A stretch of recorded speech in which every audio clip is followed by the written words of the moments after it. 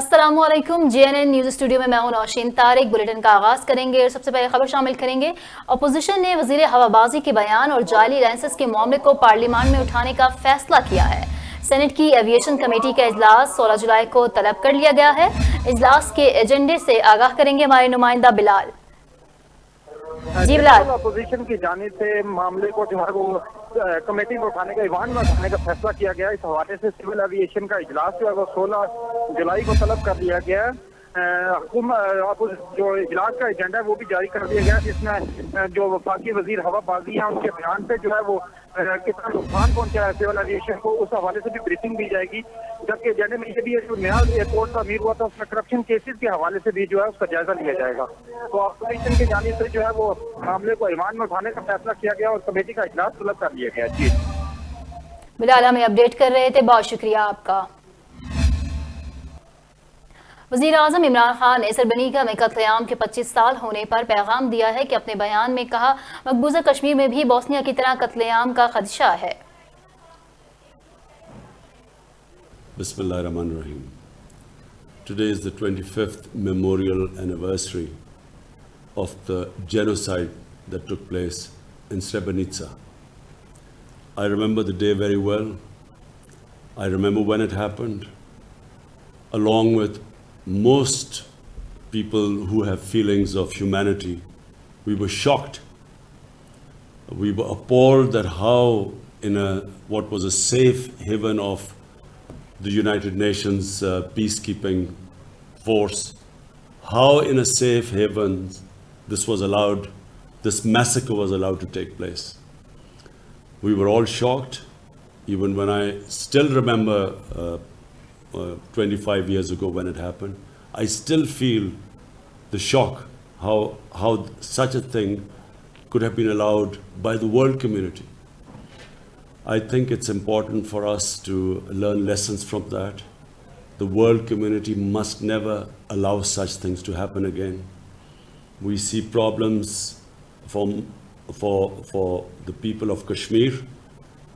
800,000 Indian troops have besieged 8 million people of Kashmir, and we all fear that a similar sort of massacre might follow there. So the world community must take notice and never allow such acts to take place again. From the people of Pakistan, I send my salams and best wishes to the people of Bosnia. बाबडा ने दियामर भाषा dam तामीरी मरहले में दाखिल होने का दावा कर दिया। वज़ीर आज़म इमरान खान अगले हफ्ते दियामर भाषा डैम प्रोजेक्ट का दौरा करेंगे। रिपोर्ट कर रहे हैं इस्लामाबाद से हसन रियाज। वज़ीर आज़म इमरान खान आइंदा हफ्ते दियामर भाषा डैम प्रोजेक्ट का दौरा करेंगे। वापडा के मुताबिक ये मंसूबा अपने तामीरी मरहले में दाखिल हो चुका है। गुज़िश्ता एक साल के दौरान 2 बड़े डैम्स महमंद और दियामर भाषा पर काम किया जा चुका है। दियामर भाषा डैम पाकिस्तान की वाटर, फूड और एनर्जी सिक्योरिटी के लिए नहायत अहम मंसूबा है। वापडा इस मंसूबे को 2028-29 तक मुकम्मल करने की दावेदार है। डैम में मजमूई तौर पर 81 लाख एकड़ फुट पानी जखीरा होगा। 12,30,000 एकड़ इजाफी जमीन सैराब होगी। दियामर भाषा डैम की बिजली पैदा करने की सलाहियत 4,500 मेगावाट है। मंसूबा नेशनल ग्रिड को हर साल 18 अरब यूनिट पन बिजली फराहम करेगा। हसन रियाज, JNN इस्लामाबाद। वफाकी हुकूमत की जानिब से रिटायरमेंट की उम्र 55 साल करने पर गौर किया जा रहा है। सीनियर मुलाजमीन रिटायर्ड करके नौजवान भर्ती करने की तजवीज़ भी दी गई है। तमाम सरकारी मुलाजमीन के लिए नई पॉलिसी की तैयारी का अमल जारी है। मुलाजमीन को कबल-अज़-वक्त पेंशन ग्रेजुटी देकर रिटायर्ड कर दिया जाएगा। कबल-अज़-वक्त रिटायरमेंट के मामले पर 3 अलग अलग कमेटियां काम कर रही हैं। कमेटियां मुलाजमीन की कबल-अज़-वक्त रिटायरमेंट की तजावीज़ पेश करेंगी। पॉलिसी का नफाज काबीना की मंजूरी के बाद होगा।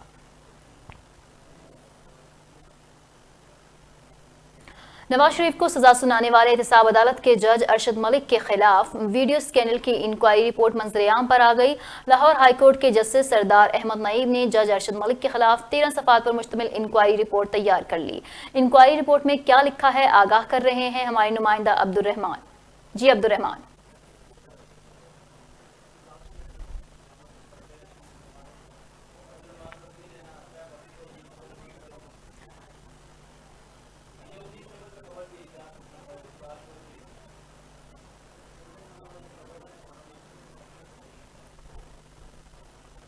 नवाज शरीफ को सजा सुनाने वाले एहतसाब अदालत کے جج ارشد ملک کے خلاف ویڈیو اسکینڈل کی انکوائری رپورٹ منظر عام پر آ گئی ہے۔ لاہور کرکٹ کے جسٹس سردار احمد نعیم نے جج ارشد ملک کے خلاف 13 صفحات پر مشتمل انکوائری رپورٹ تیار کی ہے۔ انکوائری رپورٹ میں کیا لکھا ہے؟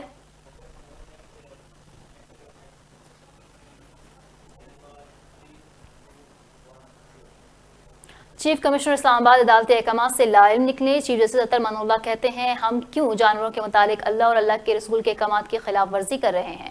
مزید جانتے اسلام آباد سے عبد الرحمان کی رپورٹ میں۔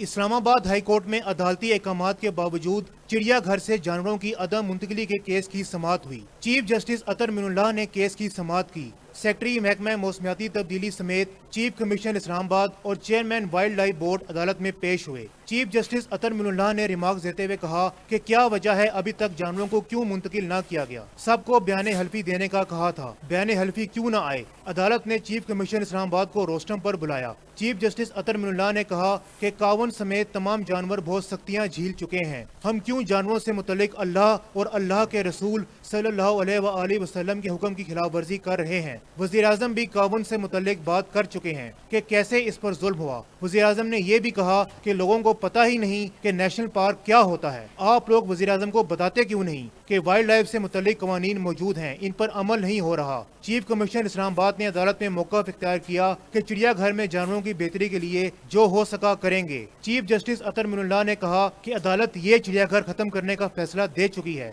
ہم جانوروں کو متبادل جگہ پر لے جانے کے لیے وائلڈ لائف کو زمین دیں گے۔ عدالت نے جانوروں کو محفوظ مقام پر عدم منتقلی پر برہمی کا اظہار کرتے ہوئے کہا کہ عدالتی احکامات کو آپ سب نظر انداز کر رہے ہیں، چڑیا گھر سے متعلق فیصلے کو کسی نے چیلنج نہیں کیا، پھر عمل کیوں نہ ہوا؟ بدقسمتی سے سب سیاست کھیل رہے ہیں۔ عدالت نے کیس کی سماعت آئندہ ہفتے تک ملتوی کر دی۔ عبد الرحمان، JNN، اسلام آباد۔ متحدہ عرب امارات کے لیے PIA کے فضائی آپریشن بحال ہو گئے ہیں۔ پاکستان سے دبئی، شارجہ، ابوظہبی اور العین کے لیے پروازیں روانہ ہو گئی ہیں۔ متحدہ عرب امارات جانے والے مسافروں کے لیے SOPs بھی جاری کیے گئے ہیں۔ مسافروں کو پرواز کی روانگی کے 96 گھنٹوں کے اندر لیبارٹری سے کرونا ٹیسٹ کروانا لازم قرار دیا گیا ہے۔ مسافروں کو منفی رپورٹ بورڈنگ کے وقت پیش کرنا ہوگی۔ متحدہ عرب امارات پہنچنے سے پہلے ہیلتھ ڈکلریشن فارم بھی پر کرنا ہوگا۔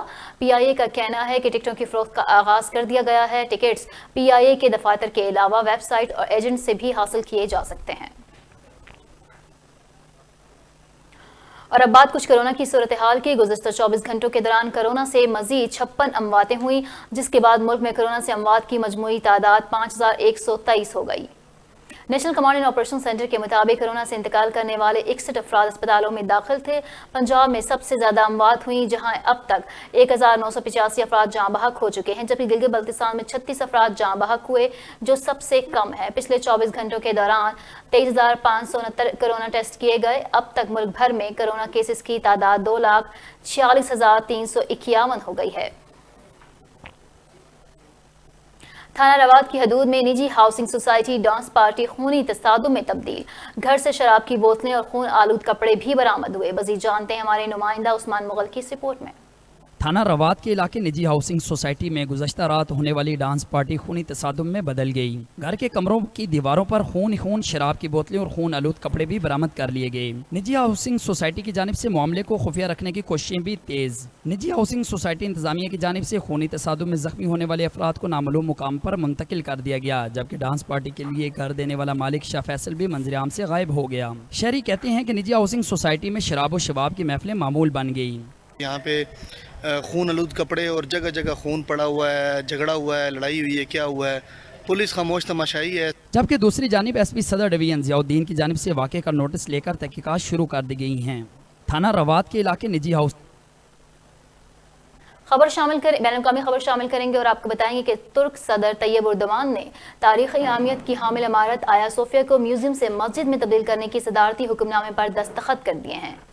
ترک کی اعلیٰ عدالت کونسل آف اسٹیٹ کی جانب سے آیا صوفیہ کو میوزیم سے مسجد میں تبدیل کرنے کے حق میں فیصلہ آتے ہی ترک صدر نے صدارتی فرمان پر دستخط کر دیے۔ صدارتی حکم کے بعد آیا صوفیہ کی میوزیم کی حیثیت ختم ہو گئی ہے اور اس کا کنٹرول محکمہ مذہبی امور نے سنبھال لیا ہے۔ واضح رہے کہ استنبول میں قائم یہ عمارت छठी सदी में बास्तीनी बादशाह जसनैन अव्वल के दौर में बनाई गई थी और तकरीबन 1000 साल तक ये दुनिया की सबसे बड़ा गिरजाघर था।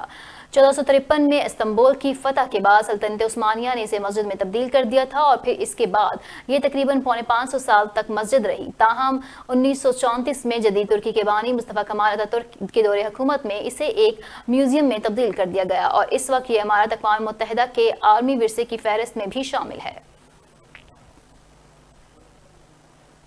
हाफिजाबाद के नवाही इलाका जलालपुर भटिया में नए पावर ट्रांसफार्मर की केवी के इफ्तिताई तकरीब मुनक्किद हुई। इफ्तिताह chief executive officer गैपको Mohsin Raza Khan और MNA पाकिस्तान तहरीक इंसाफ चौधरी शौकत अली भट्टी ने की।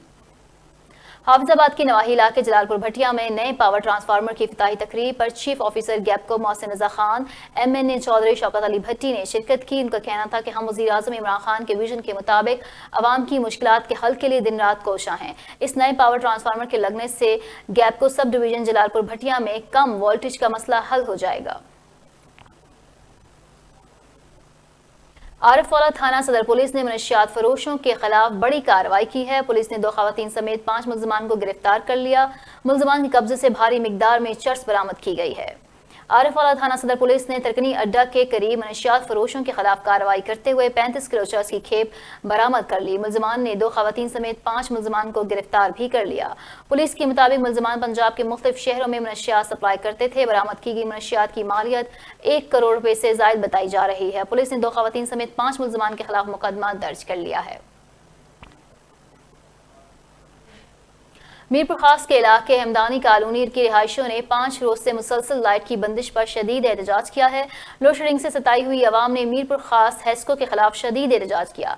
मुजाहिरीन ने एहतजाज के दौरान रोड भी बंद कर दी। मीरपुर खास के इलाके अहमदानी कॉलोनी के रिहायशियों ने 5 रोज से मकामी इलाके का ट्रांसफार्मर जलने और बिजली न होने के बायस कॉलोनी चौक पर रोड ब्लॉक करके शदीद एहतजाज किया। DSP सिटी उस्मान लगारी ने बिजली की बहाली की यकीन दहानी करवाई। DSP की यकीन दहानी पर आज शाम 4 बजे तक एहतजाज मौखर कर दिया गया। पाकिस्तान है तो सिंध है वरना कुछ नहीं। कौम परस्त जमात छोड़कर कौमी धारे में शामिल होने वाले रहनुमाओं ने पाकिस्तान जिंदाबाद के नारे लगा दिए। GA सिंध कौमी महाज के मरकजी जनरल सेक्रेटरी गुलाम हुसैन सिंधी ने 40 साथियों के साथ प्रेस क्लब मखली में कौमी धारे में शामिल होने का ऐलान कर दिया। उनका कहना था कि हमने कौम परस्त जमात के साथ अपना वक्त ज़ाया किया, उनकी मजबूरियों का नाजायज फायदा उठाया जाता था। अब हमारा मरना जीना अपने प्यारे मुल्क के साथ है। पाकिस्तान के लिए किसी भी किस्म के कुर्बानी से दरेग नहीं करेंगे। बुलेटिन का सिलसिला जारी है एक ब्रेक के बाद। आपने दुनिया भी देखी, काफ़ी ममालिक में आप रहे और आपको पता है कि पाकिस्तानी इमेज हमें इस वक्त ज़्यादा डेवलप